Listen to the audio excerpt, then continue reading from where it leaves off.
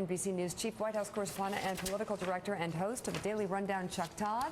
And from Capitol Hill, Republican Senator Tom Coburn of Oklahoma. Chuck, first let's go to you with some poll numbers, and we're going to get to our good friend Tom. So we always hear that foreign policy doesn't matter. Foreign policy doesn't matter. It's hard to believe, though, as you look at these poll numbers, that Bo Bergdahl and Iraq and all of the Syria. other and Syria, Let's not forget Ukraine and all these other foreign policy crises are weighing the president's numbers down 41%. A total drag. I mean, this is, and never mind that at home, VA also hit him on a competency question. Oh my gosh! Look, this poll is a disaster for the president. What's interesting about it is that it's not a disaster for the Democrats, and I'll separate that out in a minute. But you look at the presidency here: lowest job rating, tied for the lowest on foreign policy. His administration seen as less competent as the Bush administration post-Katrina. Sorry, Nicole. Or actually, you'd be happy about that. She's happy about that, I imagine. But she doesn't like that that's the standard. That's the standard. I would say. I don't think you want that standard. And then on the issue is, do you believe he can still lead? Right. And a majority believe no. I mean, essentially, the public is saying your presidency is over. By saying a number like that. It was 54% saying that he no longer has the ability to lead and solve problems. So that's one of those things you're sitting at the White House going, oh, wow. The foreign policy really has, I think, entrapped him. Did you guys ask specifics on foreign policy questions about Iraq? Not yet on Iraq. We're in the field on Iraq now. Yes, on Bergdahl. What's the response on Bergdahl? Plurality against the trade. Right. Very much a partisan line split on that. But here's something that is a reminder. Large majority against shutting down Gitmo.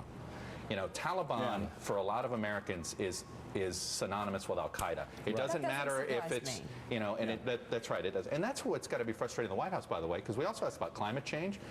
The country basically leans with the president on immigration, with the president on some. So he's got them on some of these issues. He just doesn't have the confidence of them personally. Let's bring in Tom Coburn right now. Tom, we have so much going on right now. So much going on overseas.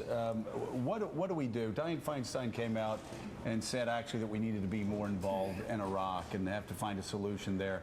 What's the next step? What do you suggest for the president and leaders on Capitol Hill to do now? Well, I think we've made a couple of irreversible errors. I mean, the tragedy that's going to unfold in Iraq is one of two things. Is we're going to have Americans put at risk again because we didn't leave a residual force there. And all you have to do is look at post-1950 in Korea and post-World War II and in Europe. And the stabilization of the presence of our troops has a large impact in terms of people's behavior. So we're either going to do that or a lot of people are going to die, and you're going to see this continuing worsening conflict throughout the Middle East. You know, we have now telegraphed the exact same thing to happen in Afghanistan that's happening in Iraq right now. With the idea that we're going to take troops out, we're going to leave no residual. I mean, none of it makes sense. I have a feeling that policy is going to change. Chuck Todd's here and has a question. Senator, I mean, I guess, how much should public opinion matter here? You know, the public is totally, not just a little bit against staying involved in Iraq and Afghanistan, but in a major way. For instance, in the Afghanistan war, in our most recent poll, 65% said that war wasn't worth it. We've seen similar numbers for Iraq, but Afghanistan now being that high. Well, and that's where this is what makes it very hard for I think, political leaders on either side of the aisle. No, Chuck, I disagree. Had you spoken about the importance of protecting America, you know, this is really about us now. This is about putting our country at high risk again.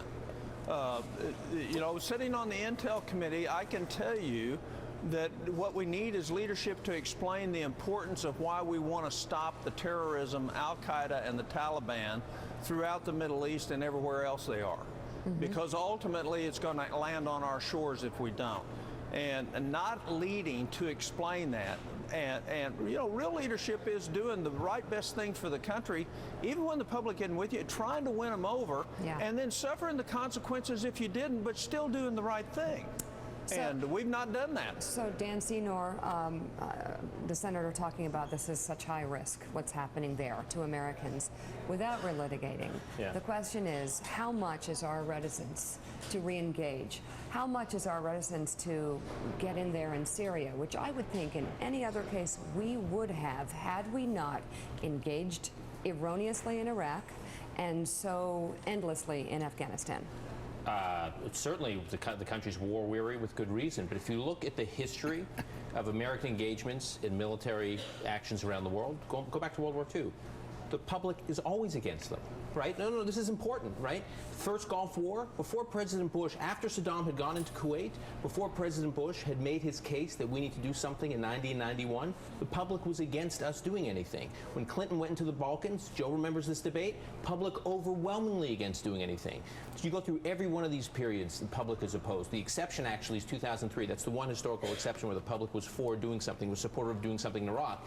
But it's ultimately up to the president to make the case. And I would say if the president made the case, he'd have people like Tom Coburn and John McCain and other credible leaders in the Republican Party standing shoulder to shoulder with him on why we need to do this for strategic reasons, for the humanitarian catastrophe. Chuck, you work in the White House. I mean, you're there all the time. It sounds like they certainly are moving that direction. They know they've got to do something. Well, they do, but here's what they have ruled out airstrikes, and part of that is just simply targeting issues. They can't. They've been spending the last. Who do you target? This is more like a Yemen situation where it's going to be special forces, very tactical drones. That's what they think that they're going to end up coming down on. But Maliki's not budging very much. They would like to condition this with that, and I'm told they will try to have a.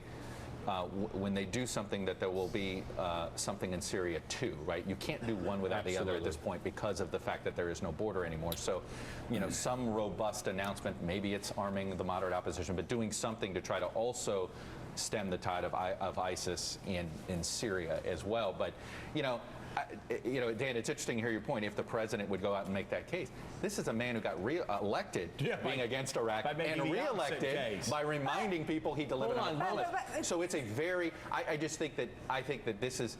You get to a point where it's a difficult mindset to look at George W. Bush on the eve of the surge decision, right? No, but this is important. But he was still.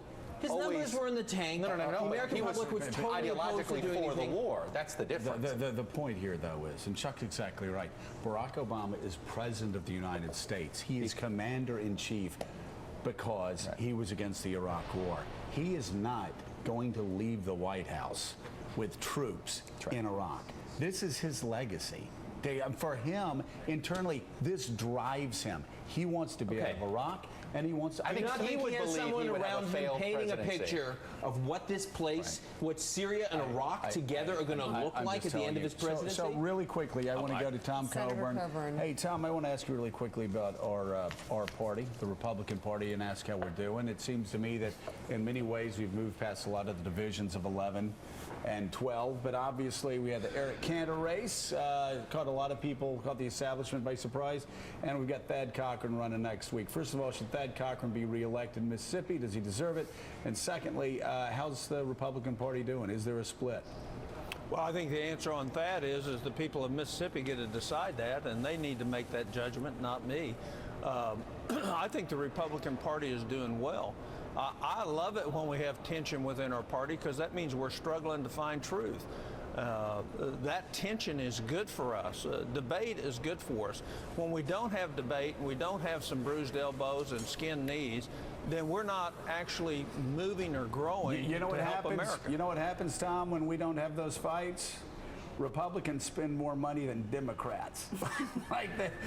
No kidding. Like we did from 2001 to 2008. That's what happens when everybody gets along and hangs out at the chamber. Yeah. I think the thing, my assessment of the Eric Cantor race is you don't take care of business at home, you're not going to win no matter who you are. Exactly. And I think that's exactly what it was. And that happens all the time. All right, Tom, thank you so much for Senator being Tom with us. Coburn, thank we always you. love See you having guys. you. God bless you.